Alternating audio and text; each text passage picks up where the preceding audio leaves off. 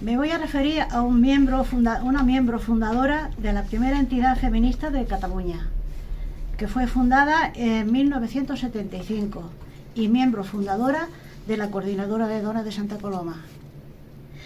Luchó desde nuestra ciudad en contra del encarcelamiento por supuestos adulterios al que eran sometidas muchas mujeres maltratadas. Un jardín de Santa Coloma tiene su nombre.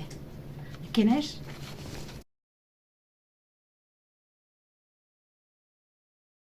Hablar de mujeres que han hecho y trabajado mucho por Santa Coloma, podríamos hablar de muchas, pero en este caso me voy a referir a una mujer colomense de las Oliveras que nació en Francia. Era hija de anarquistas españoles exiliados. Formó parte del grupo de vecinos y vecinas que secuestraron los autobuses para reclamar un transporte que conectara los barrios periféricos con Barcelona. Su lucha desde el movimiento vecinal principalmente sirvió para obtener financiación para la colocación de ascensores en los bloques del barrio y escaleras mecánicas en las calles. ¿De quién se trata?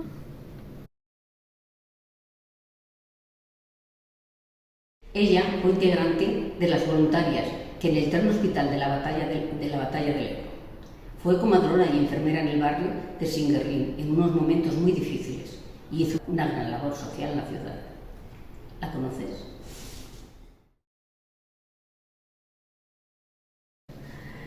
Hablamos de una compañera nacida en Xàtiva. Esta colomense fue sindicalista.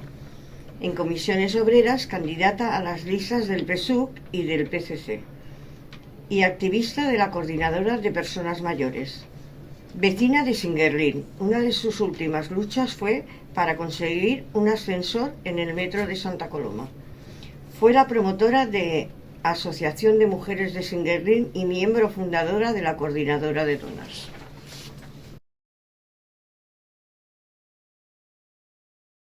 En esta ocasión hablamos de una mujer de las Oliveras, muy comprometida, que ejercía de forma altruista como asistenta social en las asociaciones de vecinos. Conocida por su activismo socialista, formó parte de un comité revolucionario que evitó que Santa Coloma homenajeara al franquismo delante del monumento a los caídos.